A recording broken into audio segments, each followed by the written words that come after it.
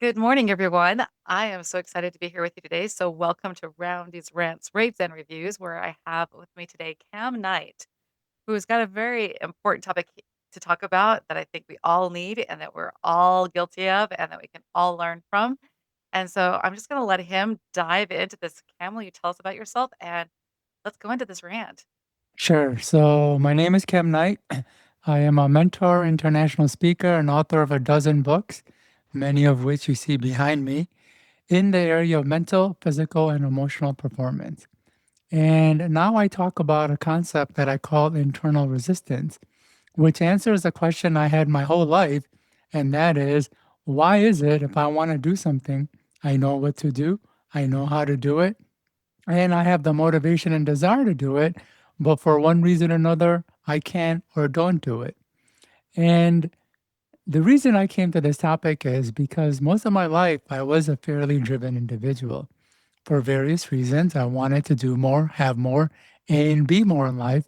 And although I had my fair share of success, in many ways I felt like I missed the mark, fell short, or that the success was much harder and more stressful than it needed to be. And I always wondered why that was. Like, why is it if I want to do something and I have the motivation, why am I not able to do it? And unfortunately, at the time, there were no good or clear answers. The best answers I was coming across related to beliefs, that limiting beliefs was holding us back, or and that or it was motivation and discipline, that we lacked the motivation and discipline.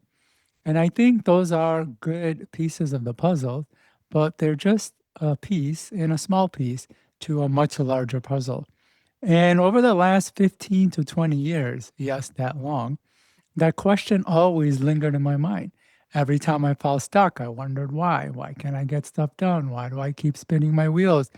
Why don't I just do this dang thing so I can get the result that I want? Amen. Eh, yeah, and the more coaching I did, seminars I attended, and books I read, the more I learned about the complexities of the human brain. And at a certain point, I think for years my mind was just percolating on the information I was receiving. And at a certain point, there was this aha light bulb moment. And I'm like, oh my gosh, there's a part of our brain designed to hold us back. There's a part of our mind built to keep us from growing and making progress. And I call this part resistance. And it's the brick wall that we hit anytime that we want to do something, but we can't, no matter how much we want to do it. And boy, do we see that around. As a teacher, I see students I'm like, why can't you just do it? And it's Yeah. not, they're completely capable, they're completely doable. I'm helping them, I'm like hand holding them, and they still can't get it done. And I see that in my Yeah. own life too. I get started on my books, I get started on my things, and then all of a sudden I just hit that point and I'm like, I know I want to get this done. I want to do this. Yeah. But we hit that, you're like, say, brick wall, and it just feels unbroachable and Yeah. unbreakable. And so, what is it that you found that helps us to get through that brick wall? Yeah. So the most important concept in understanding resistance is that desire doesn't equate to having, or wanting doesn't lead to action. So oftentimes we assume because we want something that we'll take the necessary steps to go after it, or that because we desire it, that it should be the key to helping us move forward and achieve it. But that's not the case because the part of the brain that creates wants and desires, it actually works separate from the part that allows us to act on the desire. This is extremely key. So I will say it one more time. The part of the brain that creates wants works independent of the part that allows us to act on the want. So we have one part of our mind that is creating desires, and its job isn't to check to see if the desire is achievable, fulfilling, enjoyable, or even safe. Its only job is to create wants. And in many ways, it's creating endless wants, one after another, at a pace faster than anyone can achieve. And we have another part, which I call resistance, that checks to see if that want is safe, achievable, worth doing, or worth going after. And if this part doesn't give the green light, we can't act. So this is why we can want something but not be able to do it, is because there's a part of our brain that is holding us back. And the way this work plays out is that anytime a desire shows up, it gets evaluated by this part of the brain using a whole host of criteria. And if that decision, desire, option, or course of action is not in line with any of the criterias, it will prevent action. And a great analogy for this is thinking about standing before a panel of judges or board of directors. Every decision that comes up must go through them. If even one of the members is against the idea, it will not pass. And so, what's real, couple of things that's really important to understand here is that one, it is possible for the brain to both create a desire for something and keep us from going after it. Now, I know it doesn't make sense. And for a long time, I used to think whoever created humanity must have been really evil, because how could they do this to us? Like, how could they create these strong passions and then keep us from going after it and then feeling the pain of not having it? But it makes sense when you look at it from this perspective. And the other thing that's really important to understand is that it doesn't matter how much we want something.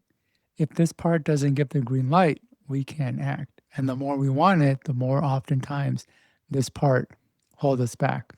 And the key now really is, so what are these criterias that get in our way?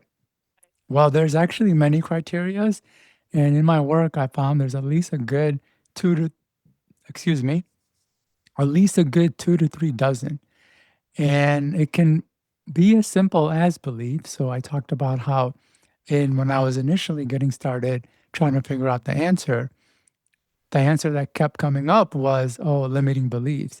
And by beliefs, I mean, if we don't think something is possible, our brain of resistance will obviously prevent us from going after it. Now, what's really interesting about beliefs is that we can think something is possible and at the same time think that it's not possible for us. So we might see other people achieving the thing that we want. Maybe they have a nice car or the house, or they're working out and getting fit. But if we have a deep down, like a core belief that we don't even realize is there, that it's not possible for us, that part of us will not only slow progress, make it difficult to move forward, and more importantly, sabotage ourselves as we're moving forward or if we're making too much progress, but worse, stop us from even starting. And the thing is, oftentimes we're not even aware that we have that belief. We just assume that yes, because we think it's possible, we also assume that we think it's possible for us. And then when we go after it, that deep thing starts to really make the progress more challenging than it has to be. Now, that's just one part of it. The other part also has to do with habits. In order for something to be comfortable and easy, we need to build a muscle for it. So anytime we do something new and different, because we haven't done it, it always feels awkward and unpleasant and it doesn't feel right. And oftentimes it might not even feel aligned. And that's only because we just haven't built a muscle or quote unquote habit for it. And the way the brain works is that in many ways it's designed to protect us from pain, whether that's mental pain, emotional pain, or even physical pain. So when we try to do something new or something we haven't done before, the fact that we haven't built a muscle for it and it creates that awkwardness, it creates that pain. And that part of the brain that's trying to help us avoid pain doesn't necessarily always use logic or good reasoning. It's really an on off switch where it's if there is pain or potential for it, block it. So anytime we do something that can cause pain or has a potential to lead us to pain, the resistance will come in and say, no, you can't do that. And these are just a couple criterias that I mentioned, though, as I mentioned, it does go a little bit deeper, but I'm starting with this so you and your audience can understand or get a better idea of how resistance works and how the criteria play out. Though what's really important is that these criterias, there's a lot more to them, and they go quite deep. And I know you're talking about being a teacher and working with students. It can go to things like authority issues, this feeling of high that we get for not doing things right, core needs, and so much more. But instead of continuing to talk, I feel like I've set a good stage for this conversation. So I'll hand the mic over to you. You're fine. That's absolutely incredibly fascinating that we can have both thoughts at the same time to me, that Yeah. work against ourselves without even realizing it. But it's very true because as a teacher, we've learned about Maslow's hierarchy of needs, right? If these kids' needs aren't being met here, it's hard to get all the way up to actualization and to learning and things like this until we meet those needs. And I never thought about it in terms of even just doing everyday, kind of things that we want to do that Yeah. that we're thinking about that even affects us individually on our own levels and stuff like that. Is there an example of how you can then take and is there a way to bridge that gap? Is there a way to bridge it or solve those needs? Or how do we find a way to make our brains get through to each other and Yeah. cross that sides that allow us then to move forward? Yeah. So this is a question that helps to ask a little bit later down Mhm. because oftentimes, when I do talk about how I discuss internal resistance, the natural question that comes us is, well, how do we get over resistance? Well, there isn't a cookie cutter solution, and that's because we work on the the cause of the resistance. Mhm. So we work on what is driving that resistance. Oftentimes, a person will use a cookie cutter tip or solution, and maybe it's not even a cookie cutter, but they saw someone apply a tip or a technique and got results. And then they applied that tip and technique and didn't get results. And then they feel like, oh, they're not good enough, or things just don't work for them, or the world is against them. Well, the reality is that tip and technique worked for that person's resistance, the resistance they had. And their resistance, one, might have been different, or two, they had actually other resistance underneath that they now need to work through. So, yes, that tip may have worked for that particular resistance they had, but a resistance can be layers and they might have other things to work through. And this really is a challenge because, some people just have less resistance in them. So when they think about something or they do have a desire, they can go from desire to action much more easily and oftentimes from action to achievement more fluidly. But if a person has a lot more layers, it becomes a lot more challenging. And unfortunately, it's just the way it is. I don't make the rules, is what I tell people. I just help people work within the rules. And when a person does have resistance, it does help to identify what the cause of that resistance is. And unfortunately, because the human mind and brain is so complex, it's not always easy. Some of this stuff took me years and decades to unearth. And if I wasn't going this deep into it, there's a good chance I wouldn't have uncovered it. And that means for a lot of people, they may not easily uncover the cause of their resistance as much as they like.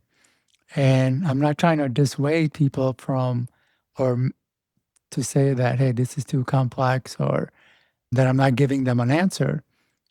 I think we're living in an industry where we're too quick to give solutions when really, and oftentimes people are left without any meaningful outcomes or results. And I want people to understand the challenging nature that we're working with because that's really what's going to help them, especially if they have been stuck for an extended period. It's likely they have multiple layers of resistance or resistance that's not really being covered in traditional self help and personal development. Now, I don't want to just leave people hanging and say, well, you got to, go deep. There's a model that I use when working and helping people through. First, it actually helps to start with our wants.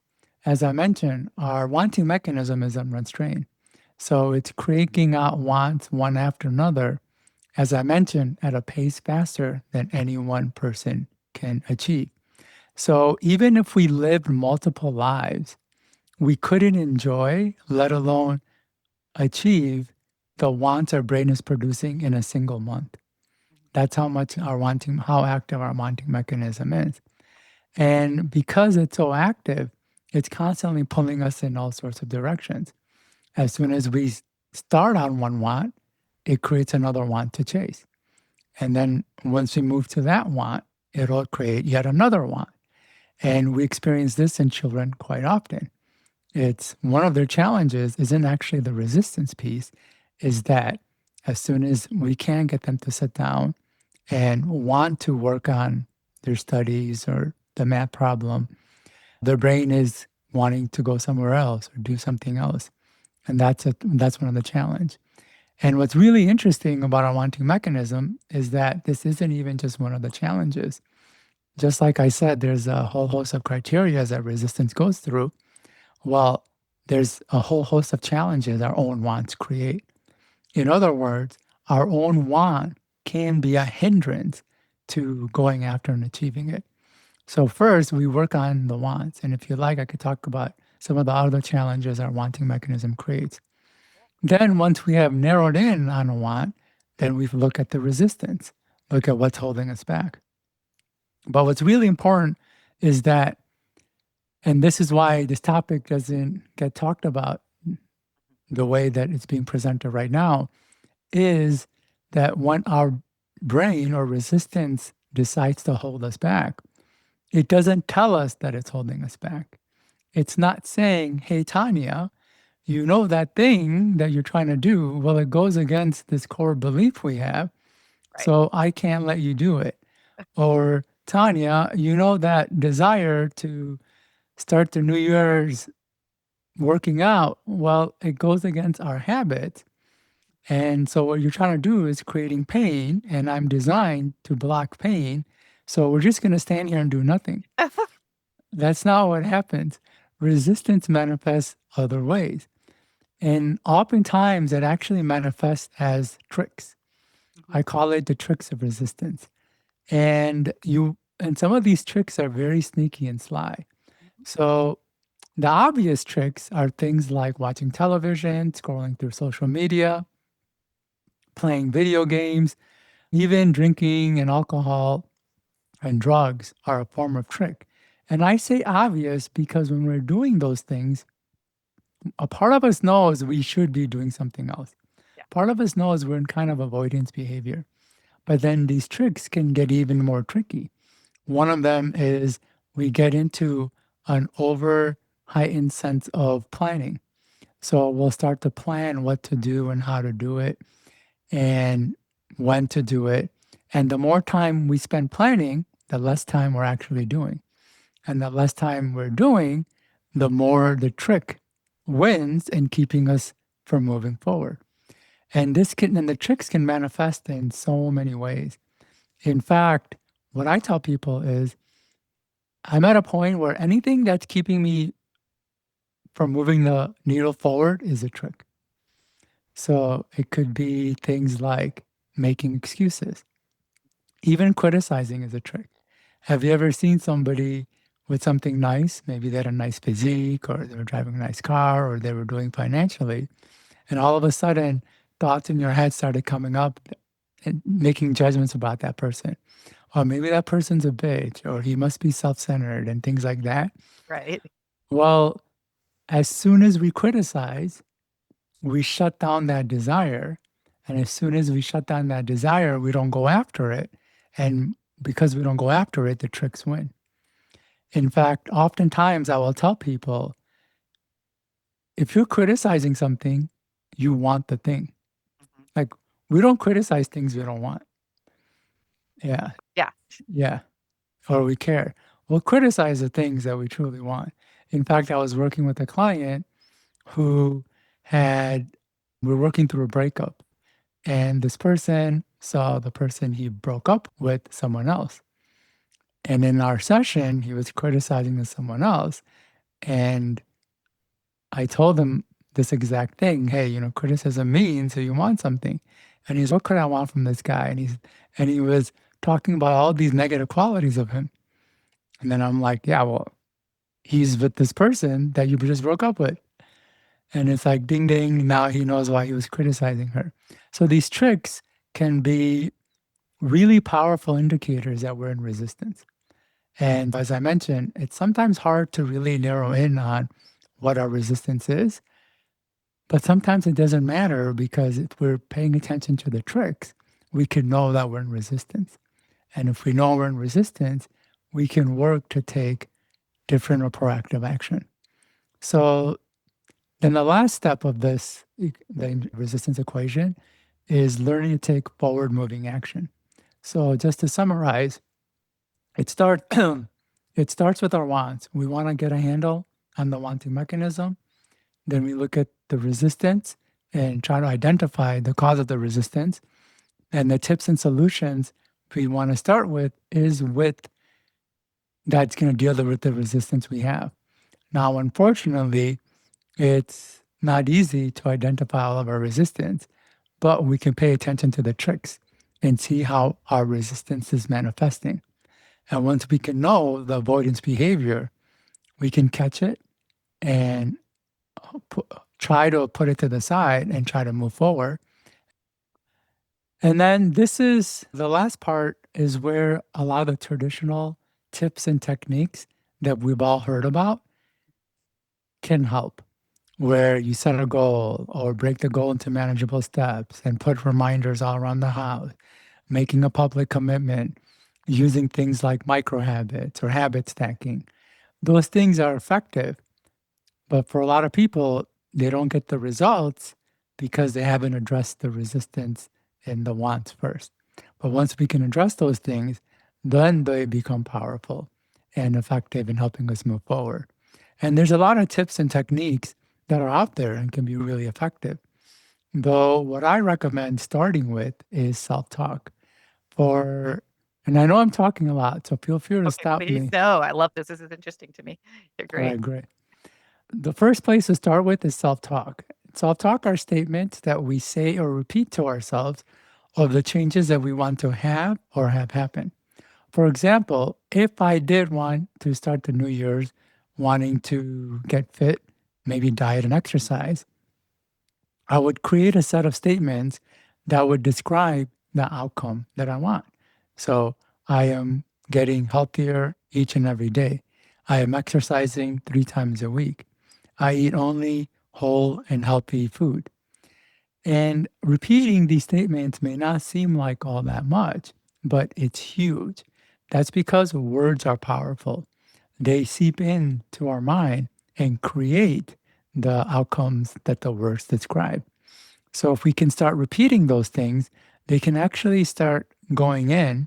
And the more we repeat it, the more they seep in. And what's really awesome is that they will actually start to change some of the reasons that we even have resistance.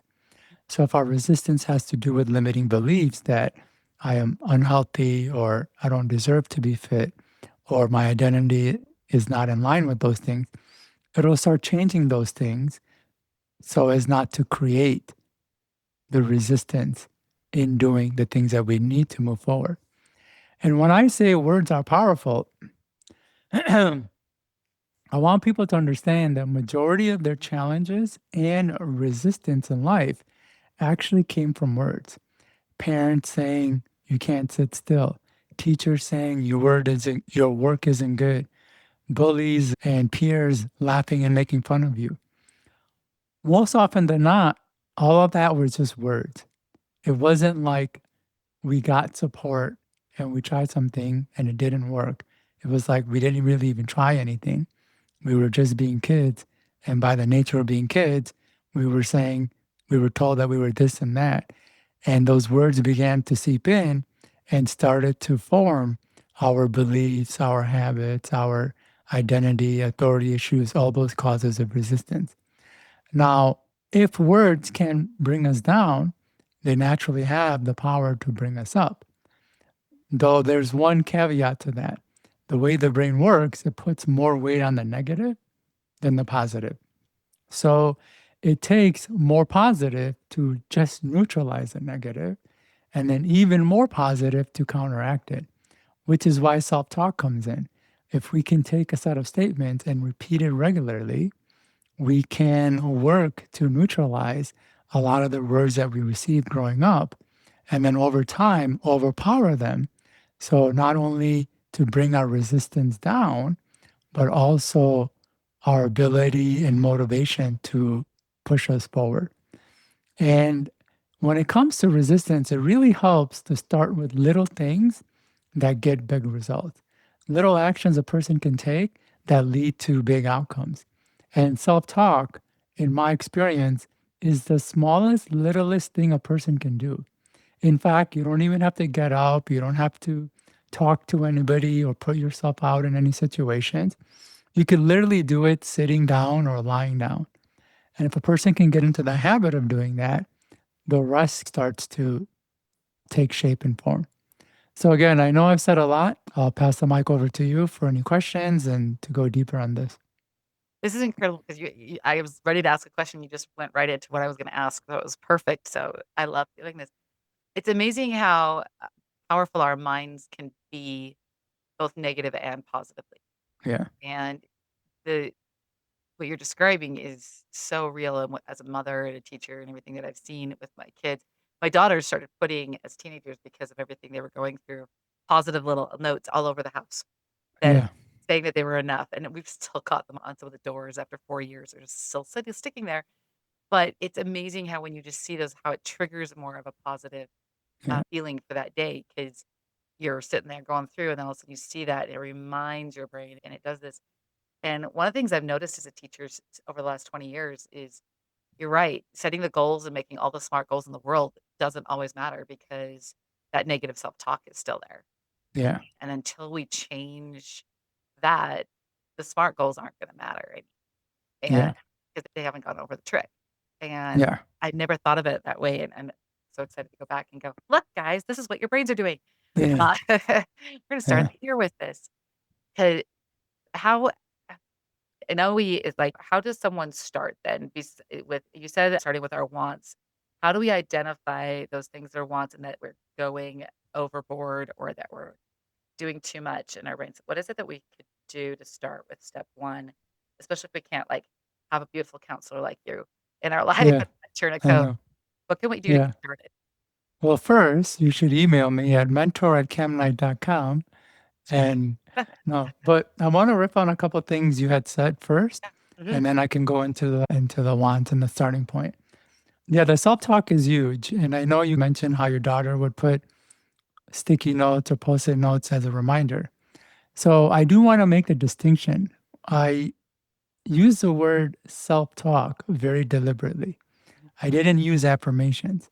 Right. And that's because we want to talk or repeat those verbally, either in our Wow. head, Out loud, even to hear yeah, it.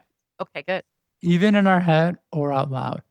And the reason I'm taking the time to make that distinction is because oftentimes I will give my clients or people I'm working with, or even people who are wanting help, a set of self talk statements. And more often than not, they assume it to be writing the statements, putting it on the mirror, or looking at it. And those are all good and they are helpful, though there are levels. And if we want the maximum reward from our effort, the best thing we can do is actually speak it, because seeing something is not necessarily going to flip the Switch. words in our head. It can, but not necessarily. Constantly repeating the new words we want will start to flip the words in our head. So it's much more about the talking of it than the actual seeing and the other aspects. Not to say those things aren't helpful, they obviously are, because it sounds like it had some shifts in your daughter. Though, if we want to make the shifts quicker and more deep, then talking aspect of it's going to be better. And again, we could do it in our heads or we can do it out loud. And what's really great about self talk is a person can literally do it anytime and anywhere. I am self talking all the time. I actually have a set of statements I repeat when I get up in the morning. I have a set of statements that I repeat when I go to bed at night. I have a set of statements I repeat when I'm driving. I have a set of statements I repeat when I'm going about my day. And that is one of the best things a person can do if they want to make profound change, especially if they have high amounts of resistance. The second thing you talked about is yes, we talk about these SMART goals and breaking it down. And the reason it's taught is it does help. For some people, one of the challenges that they were struggling was that, or they might have been struggling and they defined a clear goal and wrote it down and they found themselves achieving it. And that's because their struggle wasn't, well, their struggle might have just been, oh, they don't actually have a clear direction. And once they got the goal and they wrote it down, their mind had clarity or a road or path to follow. And because they didn't have a lot of resistance, they were able to move forward. Now, another person could have clarity, but then their struggle is they get overwhelmed. They don't know where to start. So then the other tip is, hey, break the goal down into manageable steps. And once the steps are there, it helps them overcome that piece of the resistance equation so they can move forward. They don't have other resistances holding them back. And now someone can actually break the steps down and still not move forward because they don't remember the steps, or especially when it's time to do it. For example, if one of the steps is to go to the gym after work, they might not actually remember that step when they get off of work, and they'll find themselves driving home and then they're home and then they're like, oh, I was supposed to go to the gym.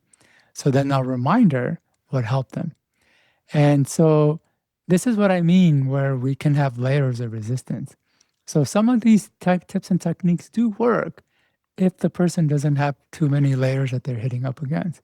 But if they are, then we got to work on the layers. Now, to go to the question that you asked me about wants, how does someone, really move forward? It goes back to understanding that the human mind is creating all sorts of wants. And it's not checking to see if a want is going to be achievable or fulfilling for them. It simply creates wants. And the challenge to that is when the brain does create a want, it also releases these really powerful, arousing sensations of what it's going to be like when we have that want and how great life will be when we achieve it. And it can even, and those sensations can even make us feel like, hey, this is doable and I can do it and I will do it. And then once the feelings fade, we're right back to where we started, almost even forgetting about that want. So the place to start is to realize that, to realize our wanting mechanism when it is pushing us towards going after something, that it's not really analyzing all these things. So we need to step in and do it for the wanting mechanism. So when it's creating these wants, we have to look at it. Oh, okay. Is this truly going to be achievable? Is this something that I actually want? Is this something I want to be spending my time on to get? And if I get it, will it actually be fulfilling? We need to make those, we need to be that person that analyzes the criteria. And then the most important thing part of this when we're working with the wants is realizing that now we're living in a world of options and our options have options. And so our brain or our wanting mechanism is being triggered by more things to do, more experiences to have, and more directions to go in. And now we're living in a time where we have to say more no than yes. Like we need to start saying a lot more no, and it's not easy and comfortable because we've never been taught that. But in order to achieve a want, we really have to give up all these other things that are going to pull us away. In fact, I love this quote by David Allen, best-selling author of the book Getting Things Done. He said, "You can have anything you want, but not everything." And so if we can realize that, we won't be upset that we have to give up these things, but no, that's what's required to get some of the things that we want. And there's one more piece I will add to this to really help people understand why it's really important to let go of wants and not to feel bad about it. we're living in a world where we're seeing a lot more people doing and having a lot more things. So we'll see somebody in our Instagram feed with a really nice physique. We'll see our neighbor with a really big house. We'll see a coworker who has a really nice car.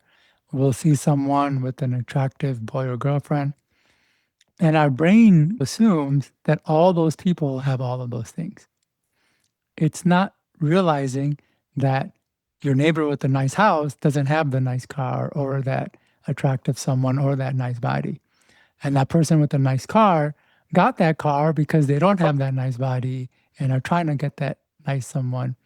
And but we don't see that, or the brain doesn't really see that. It just starts seeing that everybody has everything and I have nothing. And it wants everything so it can feel equal, or like that it is equal to the rest. And if we can realize not everyone has all the wants that we want, and even the people that we are envious of what they have, they likely don't have all these other things that we might think they have. And so it should help people come to a better reconciliation. I don't know if I said that right. Okay. I got To give up more things to go after the things that are really going to be meaningful for them. So hopefully that helps. It goes deeper than this, but to give the most maximum tip for a wide audience, I think this is the best place to start. that. I think it comes down to a lot of what you're talking about is self-reflection. We have to slow down, think about what we're thinking about and doing, and then make choices and prioritize what's really important and in our values and what we want Yeah, truly out of things versus just all the things that our brain will constantly come up with is yeah, and that's hard to do. And you're right, social media and all of the things that we see is so hard because they only show one aspect and we have to be critical and think critically about that. And that's a whole other concept that people are having a hard time with nowadays too, is to recognize those things. But I love the idea of just starting with slowing down and recognizing what those wants are. And no matter if we understand that resistance or not, going to that self-talk and that self-talk that can be so powerful for who yeah, and then work on the rest as we go bit by bit there. yeah. I I know, will say, but yeah, yes. no, that is a really good point. If we can just start with the want, we can literally just go to the self talk by just thinking about what it is that we want and then thinking about the outcome and putting it into self talk statements and then repeating those statements. And the resistance parts naturally starts to take care of itself in a lot of ways. That's awesome. And it's helpful because sometimes I think I overcomplicate things. Then I'll start focusing on, okay, all the resistances. So I would go from here to all the things that are in my way and forget about that doesn't if I can get to here, then this will go down. Yeah. And that's Yeah. what's important. Yeah. In fact, I will say, as I mentioned, I work with people a lot, and sometimes people come to me wanting free help, and I'll start them with self talk. Mhm. And then they'll come back to me, and without even asking them or getting on a call, I can just know if they were doing the self talk or not. And I'll even tell that I'm like, it doesn't sound like you were repeating the self talk I gave you. And they'll have that knowing, no, I haven't. I'm like, well, because if you were repeating it, you wouldn't be coming back to me. And I know this because the people who do repeat it, you know what they come back to me? They say, oh my gosh, that self talk was amazing. Or they'll send me a picture of the results they got. And that's what I get with the people who use self talk. So that's how powerful it is. And it's crazy, Tanya, because I can really stress self talk. I Mhm. can even put in the time and effort to create a self talk statement for them. And I can even, tell them how to go about it. And I did that here too, where you could do it in the morning, you could do it in the evening, you could do it driving. Like there isn't a specific time. So it's not about having time, yet very few people actually do it. And I think that's the hardest part sometimes is we know it seems so simple, and sometimes the simplicity is the most difficult part for people. It's like, it To can't be accept, that easy, right? It you just know. can't be because our minds want it. to be harder to do something when Yeah. really it can be so Yeah. powerful in that simplicity. Yeah. And I would say that's more of a trick of resistance. I was gonna say that's another trick, right? Yeah, because a trick is saying, "Oh, it can't be simple. It has to be harder. So why don't we make it harder?" And as soon as we accept that, we aren't moving forward or as fast as we could, and the tricks win. So in some respects, things are much simpler than we might assume, and sometimes things are a little bit harder than we expect them to be. But in this case with self-talk, I've just seen it over and over. It is one of the simplest things a person can do to start making the bigger shifts that they desire. And it's not one of those things where we start and we start seeing momentum, so we stop, because I see that pattern as well. I'll have people do the self talk and come back to me about the amazing results they're getting. And because they're getting the results now, they stop doing what was helping them get the results and they slowly start to regress. Yeah. And then they'll come back to me when they've regressed. And the first thing I say is, "It sounds like you stopped doing the self talk." And they have that knowing thing like, "Oh, yeah, I did." And all that person can do is start up again.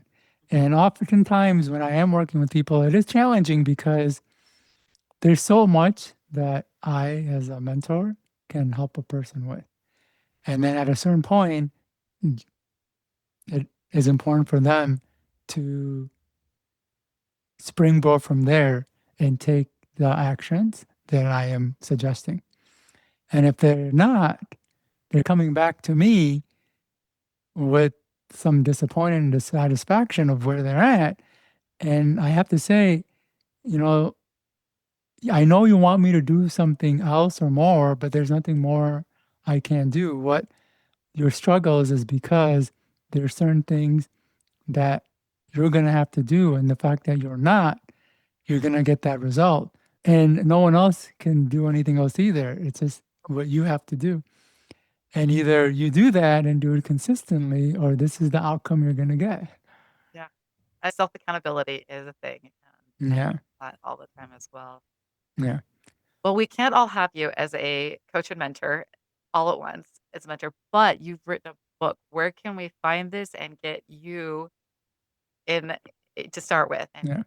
those techniques? Yeah. Most of my books are in the area of mental performance. So if you can see the titles, speed reading, memory, concentration, mind mapping, and they don't necessarily talk about the concept of internal resistance that I'm presenting here. In fact, my 10th book, Concentration, that you see over here, is what opened my mind or led me into this concept. So it's after my 10th book. The concept of internal resistance in a course that I have. It's called Conquer Internal Resistance to Achieve Your Next Goal. And they can get that from and from some of the guides I'm going to offer. So for anyone who's listened to this podcast up to this point, all gets 3 free guides. The first guide is called Prompt Engineering Your Mind. And the human brain was the original ChatGPT. And we can prompt it to not only give us answers and solutions, but to take action on them. And so that's the first guide. The second guide is build skills and habits in your sleep. So it's possible to actually develop the behaviors that we're wanting that will help us achieve the goal through self talk. And the second guide goes into how to do that. The third guide is a deeper dive into this topic of internal resistance. And they can get all 3 guides at kamknight.com. And in the last guide, there is information about my course, which goes really deep into this topic.